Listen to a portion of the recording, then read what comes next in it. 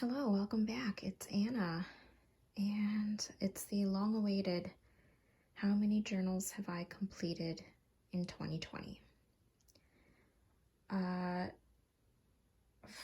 Honestly, I'm a little embarrassed to tell you the number because it kind of goes to show how much time I've spent last year journaling. But in my defense, with everything that is going on, it was kind of my way of coping. I had the time. It was a creative outlet, but I'm definitely making changes to 2021's writing goals based on what happened in 2020. So I'm going to give you the overall totals before I go through all of the journals. What you see here on my desk is not all of it. My record holding number so far since I've been keeping track is, let me look at my notes, 2017 with 29 completed journals. I have, if you include creative writing notebooks, so notebooks that I have filled for just writing fiction and just little stories, I have filled a total of 42 notebooks, 35 of which are personal journals. One is a work notes notebook, so I filled up one for work purposes. So I guess some people might not count that, but I had taken a spare notebook that I wanted to use up to work in order to use it up as part of my stationery minimalism journey. So, if you don't want to count that, I'm counting it because it's my rules. And then I have 6 creative writing notebooks. So here we go. Starting from the left here, a 013 insert. 134 is the number journal that I have here. And this went from 2019 at the end of the year in December, Christmas to the new year. So 134 was the start of that. This was a clearance cover that came with this notebook, and I wanted it to start a scrap therapy journal. So in here, I did all sorts of Sue's Fish inspired scrap therapy as my personal journaling. I loved it. I was on a kick, and that kind of started a whole thing for the year of 2020. I created my own journal. This is 135, so 136. I created my own cover with binder rings, and I continued on with the scrap therapy in here. So lots of photos. I mean, these things are chunky. Lots of frills and bright colors and Heidi Swappish type of stuff. As I mentioned, this notebook came with this cover, but I used it separately. I did not like it in the end.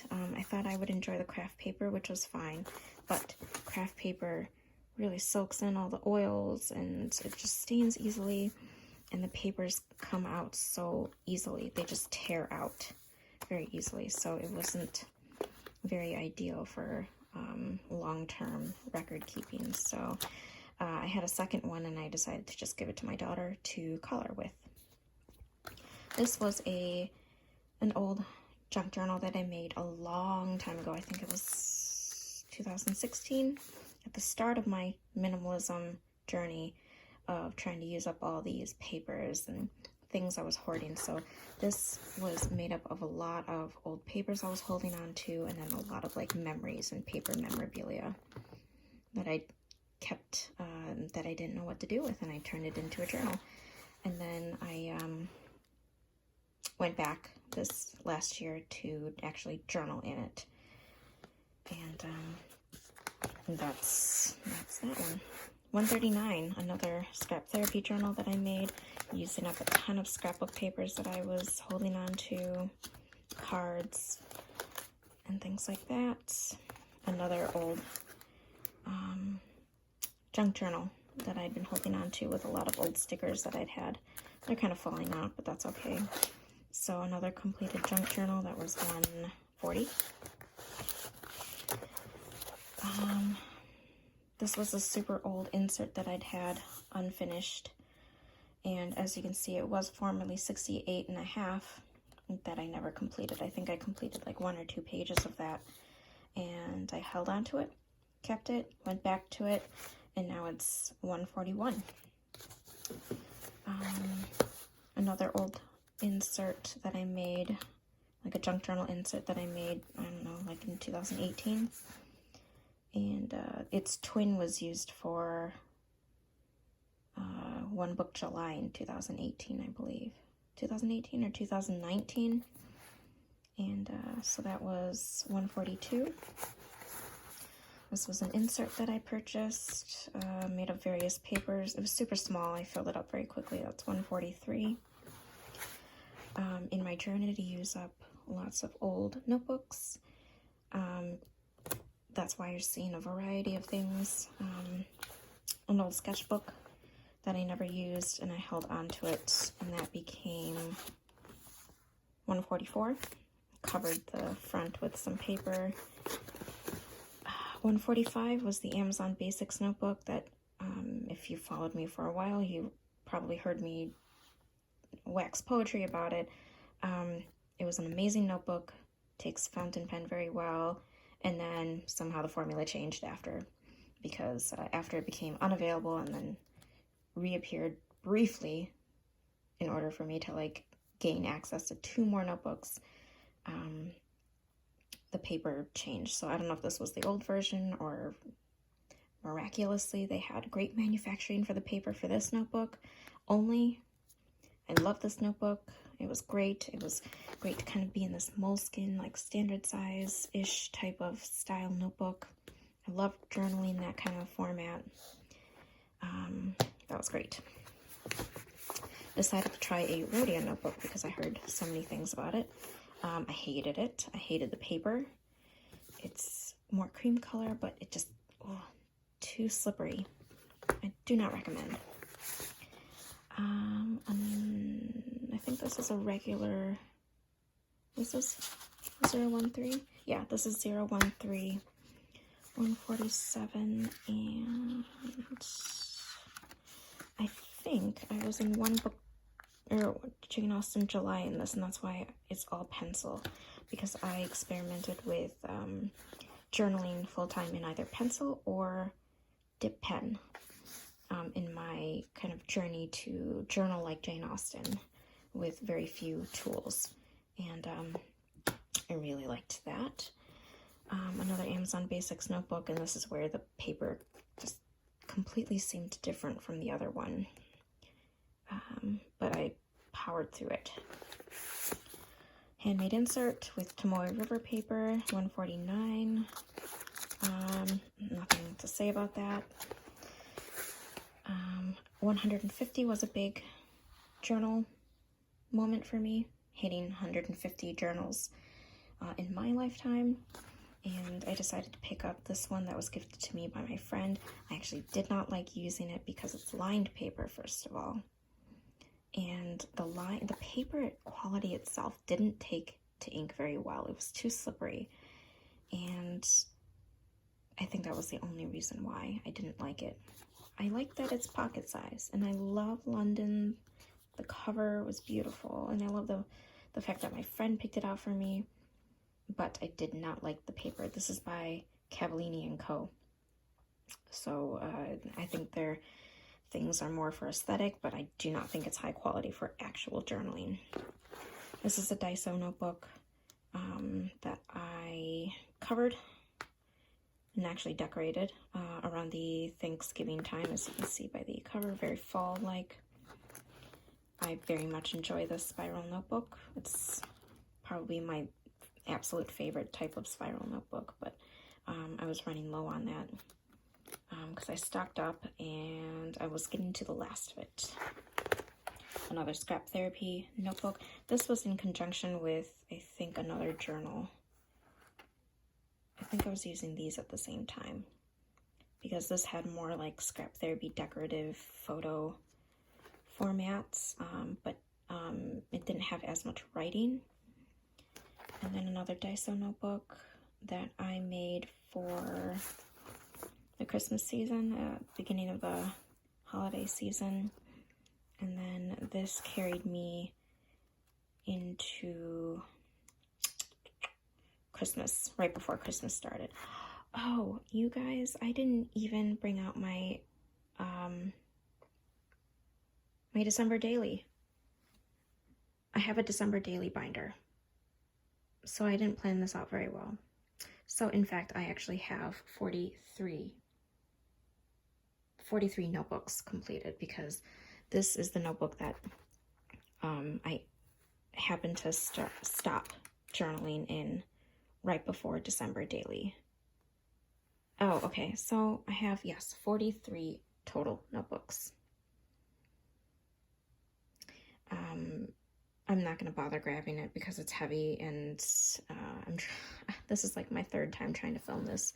So there's a December daily after this as my personal journal, and that was 154. So 154, and then this current journal actually starts late December and goes into the current day for me for personal journaling.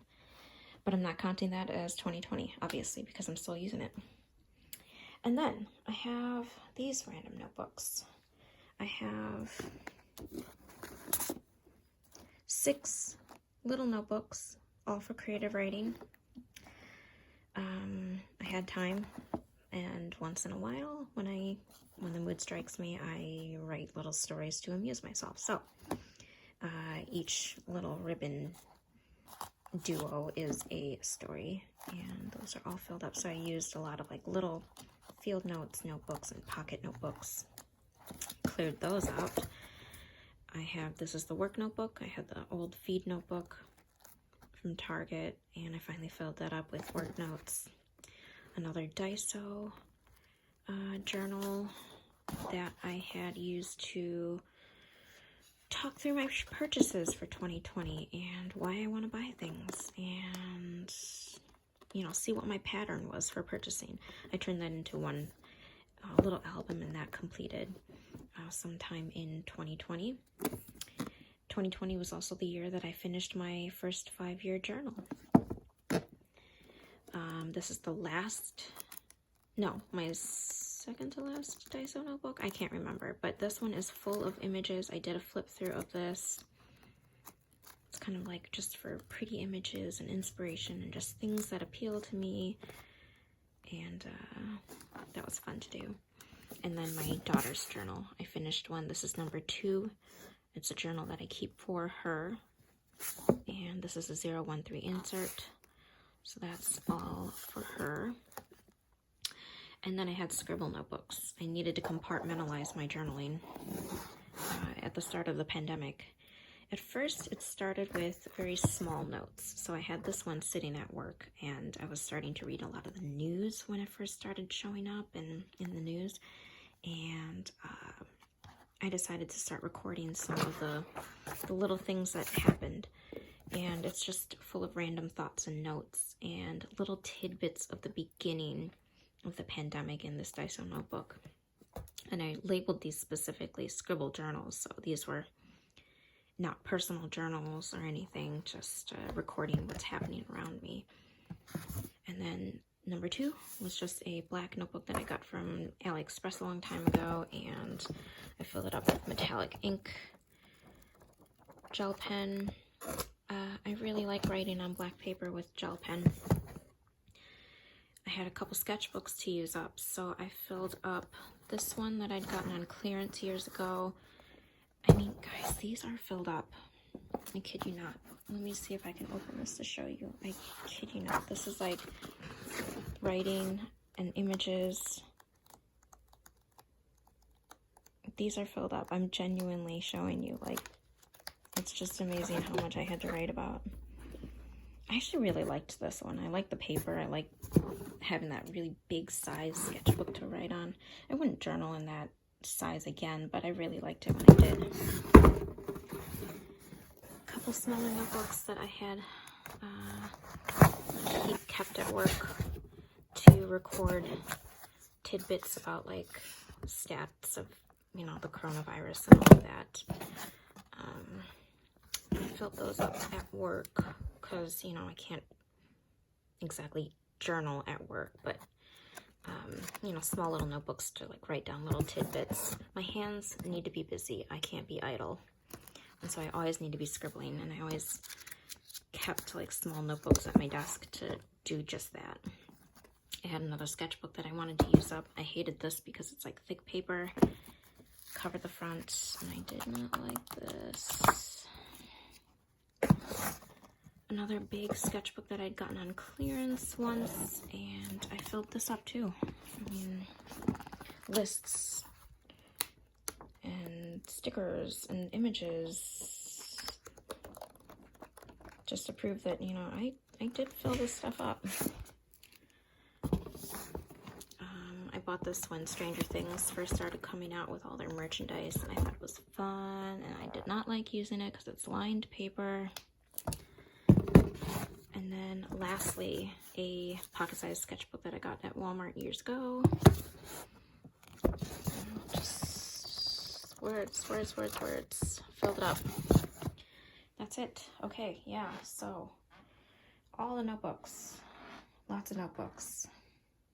I filled them up. 43. Not pictured as the December daily, as I mentioned, which I can maybe show in a flip through later on, because I did get requests to show a completed junk journal. But there you have it. Those are all of the notebooks that I finished. And goals for 2021 will not be this intense. That is for sure. If you have any questions, let me know down in the comments. Yeah, I did a lot of journaling, but like I said, it was kind of my way to cope with being at home so much, and things changing around the world. There was a lot going on, and this was my downtime.